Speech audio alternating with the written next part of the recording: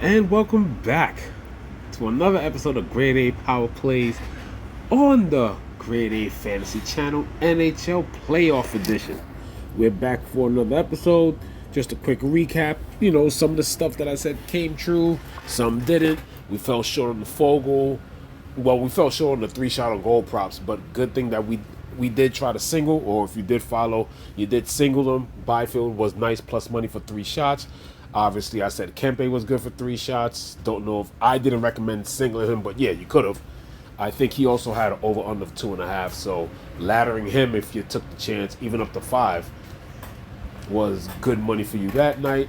Fiala and Byfield both scored a point again. So, and then of course the power play points, they worked out. As you can see here, I've already started putting in some plays. Still trying to figure out what I want to do left. But let's get right into it. Let's first take a look at what I had first. And there's some good money on that Florida line too. I'm very happy that they kept Samoskevich on that second line. With Bennett and Tkachuk. Plus, besides Bennett, power play correlation is there. Bennett by himself plus 134. Samoskevich by himself is plus 138. Obviously, if I'm not mistaken, if I remember, he was minus 156. But when you start comboing them, plus 292. Bennett, Samoskevich. Tkachuk, Samoskevich plus 179. Tkachuk, Bennett plus 188. All great odds for these pairings. Now, also in that exact game, what else do I like? I definitely, without a doubt, like because with also the capabilities of, with also the possibility, I should say, of Cirelli not playing. I have not seen any confirmations on that as of yet, but they might have some injury concerns to their best defensive line. So people are going to have possibly move around. And then, of course, the ability of the power play and the way Florida plays. Other options for points and assists, I definitely like Seth Jones plus 158 for an assist. If you just want to go points, because he's also the power play quarterback, Seth Jones might be like plus one. Okay, I was about to say plus 125, plus 118. So either way, if you want to cover yourself and he gets the point and doesn't score, then he goes there. The odds aren't that bad. Obviously, the top line has very high odds. Kucherov is minus 400. Then it goes to 192, 184. No matter who you go to, I don't think you get any plus odds. Oh, matter of fact, if you go point Gensel, is plus 144. But they don't play on the same line anymore. From what I've seen, unless they change it back, Yanni Gord got moved up, and Jake Gensel's on the Hagel-Cirelli line. But let's see what happens if Cirelli gets moved. Because if Cirelli's out, then that affects that definitely affects the centers. Because Nick Paul, without a doubt, who's a solid two-way player for them, will move up to that second line. When it comes to the Florida side, especially if they're out, Barkov and Reinhardt barely. That was earlier like 110, 111, so that's moved a bit. Basically even money, still on the plus end. Barkov and Verhaeghe, and I think this is this fully correlated now? I have to make sure. I think they're fully. No, it's not, because it's the it's still the same thing. They still got Seth Jones, and then they got their two main gunners on line one, which is Barkov and Reinhardt, and Tkachuk, Samoskevich.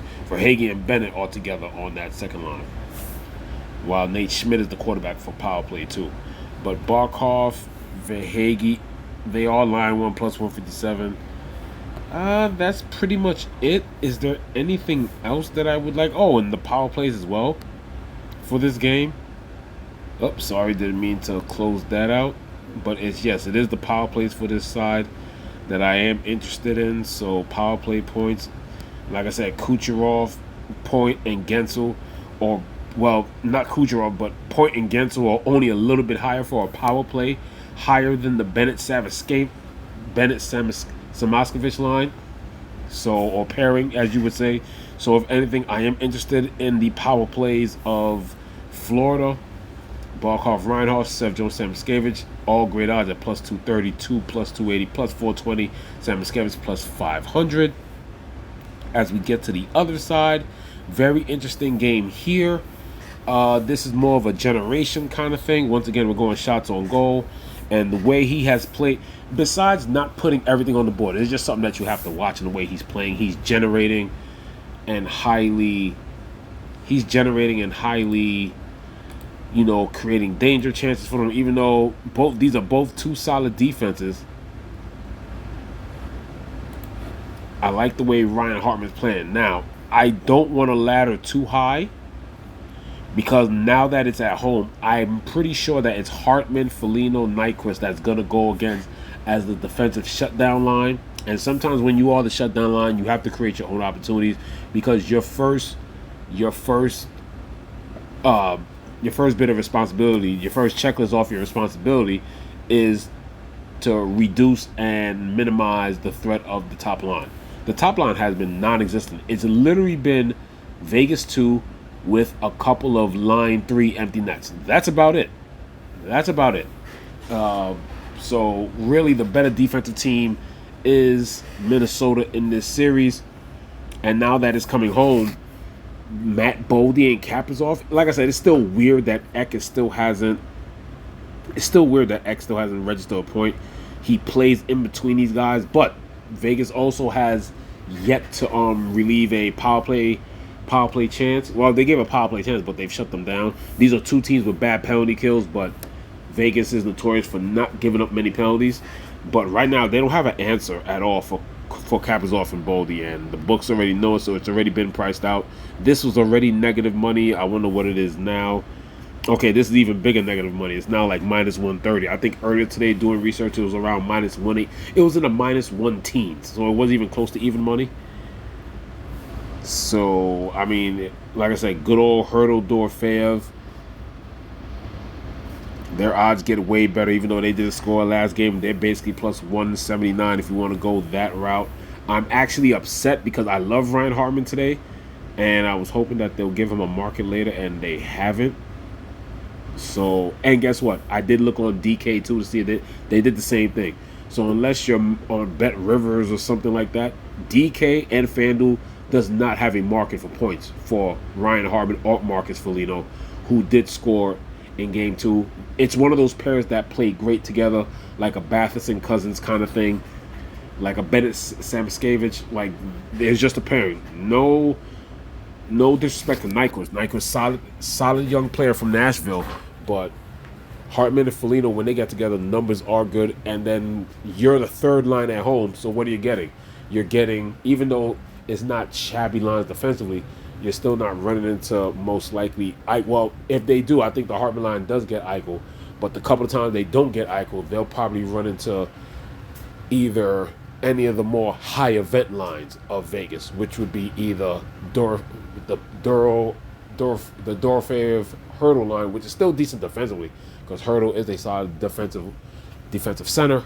And then, of course, you still got some solid guys, but Ryan Hartman and Foligno have been generating, especially Hartman. So, with no points, I want to take advantage of his generation and how his generating capabilities in this series. I do like, without a doubt, Ryan Hartman for a mini ladder.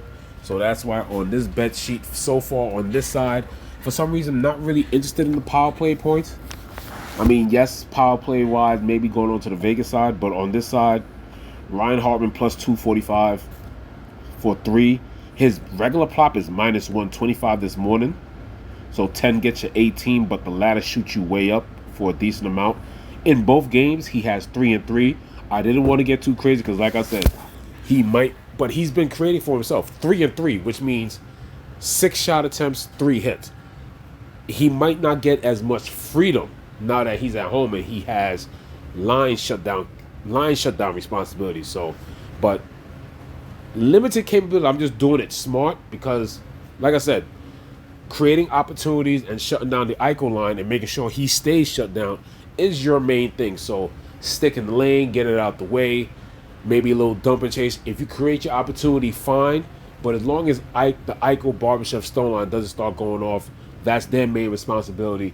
Because right now, everybody in that series, everybody in the playoffs knows right now in the first two games, Vegas does not have an answer for that top line, especially Boldy and Kaprizov. And God help them if Ek finally decides to get on the board, because Ek himself has been trying to generate I think he had 2 shots, 3 misses in another game. I think he had like about 4 shots on goal in another one. Still can't get a point. But when you got world talent like Kaprizov and Boldy, just be good old Joe Eriksson, one of the best two-way centers in the league, and you go from there. And also been hearing this from some other people, and it is true.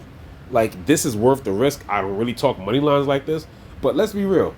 Yes, can they switch up some things? They don't have the ability to control everything that comes out if they alter their strategy, which is Vegas, because now Vegas is going into Minnesota. Things do change. But the way Minnesota is going, will it be a bit shocking if they go 3-0? Yes, it will be. But is it a smart bet the way that I think the books are respecting Vegas too much? Because even a Vegas supporter, Vegas fan like myself, they don't have... If you didn't have a solution or some way to slow them down, because they were too hot just to be stopped. But if you could have slowed them down and you had last change, what makes you think you're going to slow down Kaprizov and Boldy? Now, yes, can Adin Hill switch it up and shut them down for 1 goal? Yes, he can. But even when he slowed them down, they're still scoring 2 goals in game 1, almost 3 goals in the second one. I think it's worth the risk. It's probably one of the best money line plays today. It pretty much is. When I was first looking at it, it got to plus 136. I got it at plus 130. Makes me want to see what exactly did this get to. Okay, so went back up to plus 132. So yeah, the books really have maybe a little bit too much respect. Is there an issue to have Vegas favored? No.